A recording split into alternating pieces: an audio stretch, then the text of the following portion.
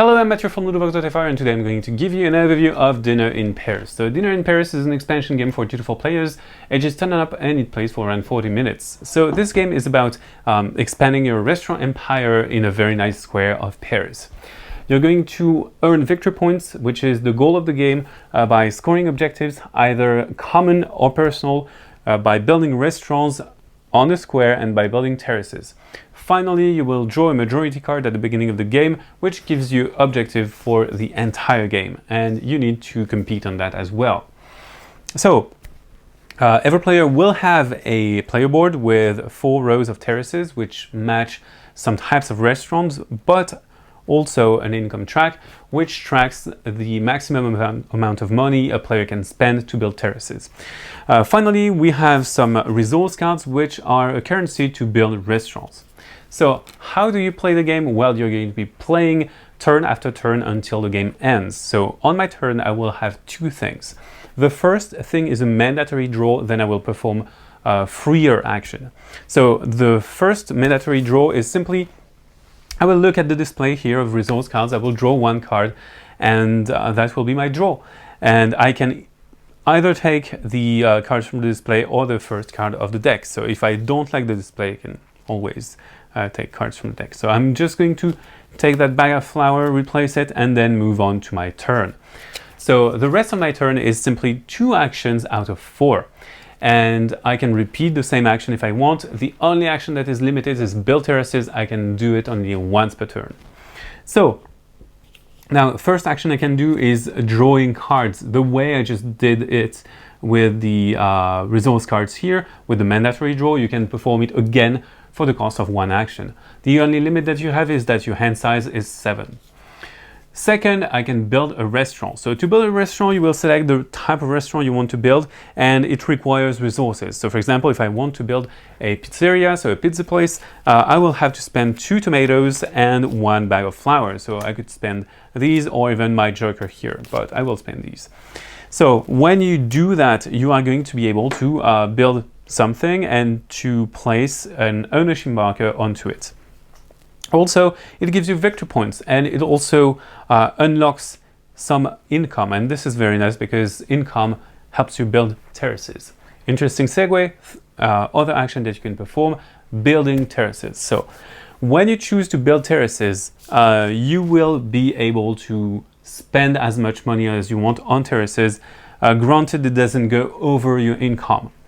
Additionally, you can spend some money cards to increase that amount, and you're going to build terraces depending on the price that they have. You will buy them from the left to the right, so you will buy them cheap at first and they will become expensive. If you build terraces for a prestigious restaurant, they will be more expensive but net you more victory points. So in this case, I have a pizzeria, so this is that row.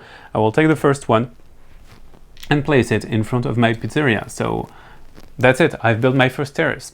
It gives me some victory points.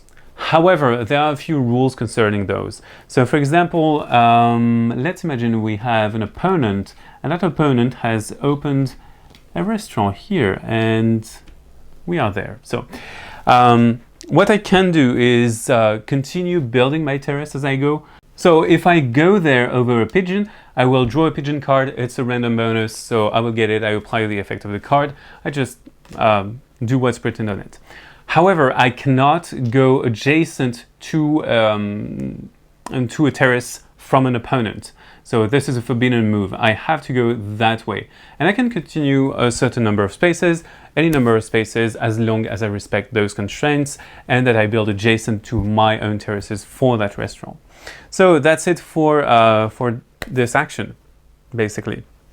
So now, if you build terraces, you might get victory points for the end of the game, but you might also increase your income for subsequent turns. And this is very interesting because it creates some momentum, and you can build more terraces and get more things with them. So the last action that we can perform is scoring an objective. You can either score one of the common objectives or one of, well, your own personal secret objective. So if you score your secret objective, you will draw a new one and decide whether to keep it or to place it into the common area. Why is that a dilemma? It's simply that if you haven't fulfilled and met the goal of your objective and spent an action scoring it, you will lose victory points based on the number of points it would get you. So this is very important. So you will be playing turn after turn until the game ends, and the game will end in a few ways. So either some restaurants have been built, for example in this 3-player game it would be 13 restaurants, or a player would have emptied 2 rows of terraces and that would trigger the end game, or people would not be able to place neither restaurant nor terrace, and if that situation happens, the end game is triggered. We check everyone has taken the good number of turns, the same number of turns, and at the end of the table turn we score victory points. So at the end of the game you're going to tally scores in your notepad. You will score points based on the types of restaurants that you have built. Every type of restaurant is worth a certain number of victory points. You're going to score your terraces, so to score terraces you're going to score each type of terrace based on the highest value, the rightmost value on each row, and this is going to score your victory points. You're going to score every single one of the majorities, so you flip a card at the beginning of the game and this tells you what are the majorities. For example here it would be to be around the fountain, so this is not very good. Have the most pigeon cards at the end of the game, and also the most terraces in Rue Nord, so in that space. You're going to score based on the number of players as well. And finally, your objectives, either scored or unscored. As I told you, all of the scored objectives are positive points, and if you have one unscored objective, it's negative points. So you tally up the scores and the highest is the winner.